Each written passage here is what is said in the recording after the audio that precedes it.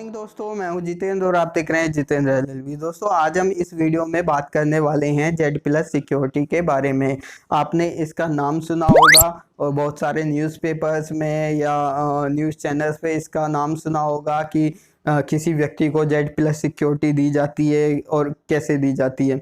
तो आज हम इसी के बारे में पूरी बात करेंगे कि जेड प्लस सिक्योरिटी होती क्या है, किन कारणों से इसको दिया जाता है, कितनी इसकी कीमत होती है, इसमें होता क्या है, क्या क्या मतलब ये सबसे बेस्ट सिक्योरिटी है जो इसका नाम इतना प्रचलित है। तो इस वीडियो में हम यही सारी बातें जानेंगे। उससे पहले बता दूं, जो लोग नए हैं वो चैनल को सब्सक्राइब करके साथ में बेल आइकन को प्रेस कर लीजिए और ऑल पर क्लिक कर दीजिए। इसके बाद वीडियो अच्छी लगे तो लाइक कीजिए, एक लाइक आपका बहुत महत्वपूर्ण होता है, और अच्छी लगे तो शेयर भी कीजिए। चलिए हम जानकारी को समझ लेते हैं और वीडियो को देख लेते हैं। दोस्तों, बात करते हैं कि जेड प्लस सिक्योरिटी होती क्या है। देखिए, जब सिक्योरिटी की बात आती है तो सबसे अव्वल सिक्योरिटी में जो नाम आता है वो जेड प्लस सिक्योरिटी का ही आता है। अब ये होती क्या है, कैसे काम करती है। देखिए, सिक्योरिटी में अलग अलग श्रेणियां होती हैं, अलग अलग मतलब विभाजन होता है, उसी में एक जेड प्लस सिक्योरिटी होती है।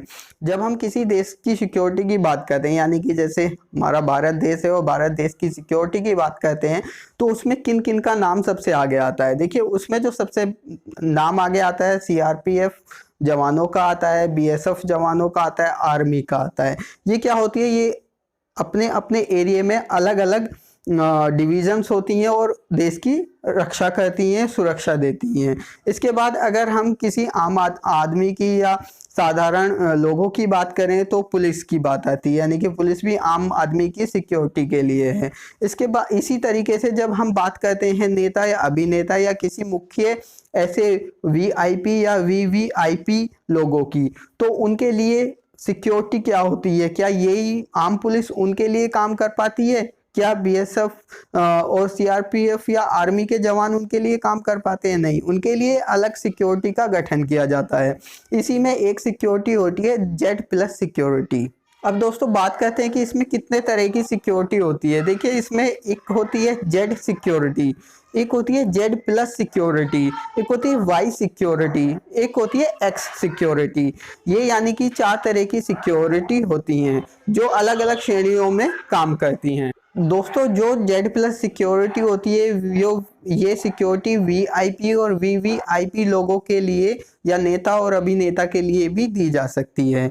इसका अलग अलग प्रावधान है, वो सारी चीजें मैं इस वीडियो में बताऊंगा, वीडियो पर बने रहिए। इस सिक्योरिटी में होता क्या है वो मैं बता देता हूँ। दोस्तों, इसमें एनएसजी और एसपीजी के 10-10 कमांडो को लिया जाता है, साथ में 10 पुलिस कर्मचारी यानी पुलिस के जो बेस्ट ऑफिसर्स होते हैं उनको भी सम्मिलित किया जाता है। देखिए, बात करते हैं कि जेड प्लस सिक्योरिटी में पहले घेरे में जो है एनएसजी के जवान होते हैं, जो बारीकी से उस चारों दिशाओं को बारीकी से वॉच करते रहते हैं, यानी कि देखते रहते हैं कि कोई खतरा तो नहीं है, और पूरी जिम्मेदारी के साथ वो लोग काम करते हैं। दोस्तों, दूसरे घेरे में एसपीजी के जवान होते हैं, साथ में आईटीबीपी और सीआरपीएफ के कुछ जवान होते हैं, जो पूरी निगरानी के साथ उस व्यक्ति की सिक्योरिटी करते हैं, सुरक्षा करते हैं। उन पर उस व्यक्ति की सिक्योरिटी सुरक्षा का पूरी जिम्मेदारी होती है।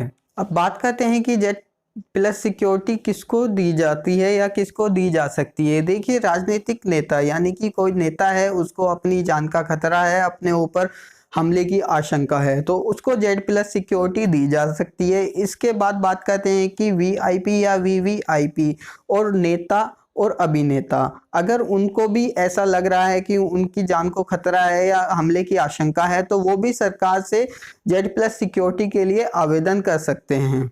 दोस्तों, जब वो लोग आवेदन करते हैं तो इसका सरकारी खुफिया एजेंसी पता करती है कि क्या उस व्यक्ति को जेड प्लस सिक्योरिटी की ज़रूरत है, क्या उसको जेड प्लस सिक्योरिटी देनी चाहिए। अगर इसके अलावा उसको जेड प्लस सिक्योरिटी की ज़रूरत नहीं है या आवश्यकता नहीं है, तो उसको किस प्रकार की सिक्योरिटी देनी चाहिए।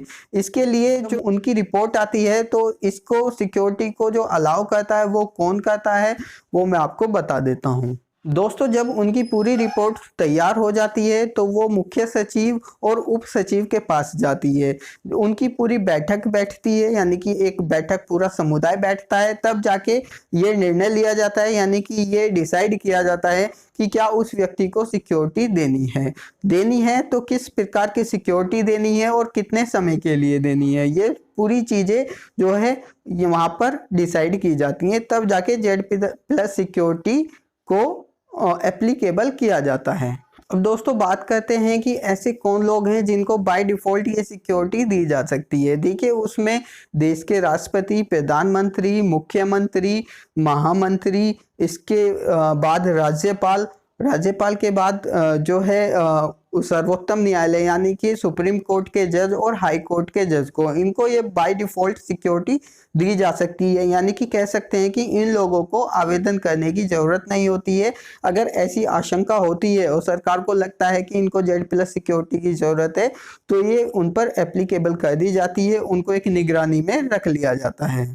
अब दोस्तों बात करते हैं कि कौन लोग इसके लिए अप्लाई कर सकते हैं। देखिए VIP यानी कि एक बहुत ही मुख्य व्यक्ति, इसके बाद VVIP कुछ कलाकार जो बहुत ही ज़्यादा प्रसिद्ध कलाकार हैं, लोग उन्हें जानते हैं। इसके बाद कोई भी खिलाड़ी यानी कि खेल से संबंधित कोई भी व्यक्ति है, उसको ऐसी आशंका है कि उसे Z+ सिक्योरिटी की ज़रूरत है तो वो पूरे प्रोसेस के साथ इसको आवेदन कर सकता है और गवर्नमेंट उनको ये सिक्योरिटी दे सकती है। ये पूरी प्रक्रिया मैंने Z+ सिक्योरिटी की आपको बताई और Z+ सिक्योरिटी क्या होती है। इसके अलावा अगर आपका कोई कमेंट है या कोई आप Z+ सिक्योरिटी से रिलेटेड कोई क्वेश्चन पूछना चाहते हैं तो वो मेरे से पूछ सकते हैं, कमेंट कर सकते हैं। दोस्तों अब बात करते हैं कि इसकी क्या कीमत होती है, यानी कि अगर कोई व्यक्ति इसको आवेदन करता है तो इसकी क्या कीमत हो सकती है, उसको कितने पैसे पे करने पड़ेंगे गवर्नमेंट को कि वो Z+ सिक्योरिटी ले सके।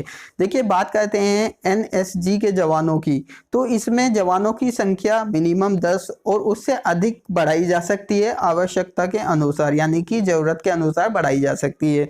उसी हिसाब से इसका पैसा भी बढ़ाया जा सकता है। जो इसकी कीमत होती है वो 7 लाख रुपए से लेके 25 लाख रुपए तक हो सकती है, यानी कि वन टाइम के लिए। इसके बाद अगर कोई सालाना यानी कि पूरे साल की सिक्योरिटी का जो बजट होता है वो 300 करोड़ तक पहुंच सकता है, यानी कि पूरे साल की सिक्योरिटी का खर्चा जो है 300 करोड़ रुपए तक हो सकता है। ये पूरा उसका खर्चा है, मैंने पूरा डिटेल आपको बताई है। अगर आपको वीडियो अच्छी लगी हो तो लाइक कीजिए, शेयर कीजिए और सब्सक्राइब कीजिए चैनल को। Thank you for watching this video.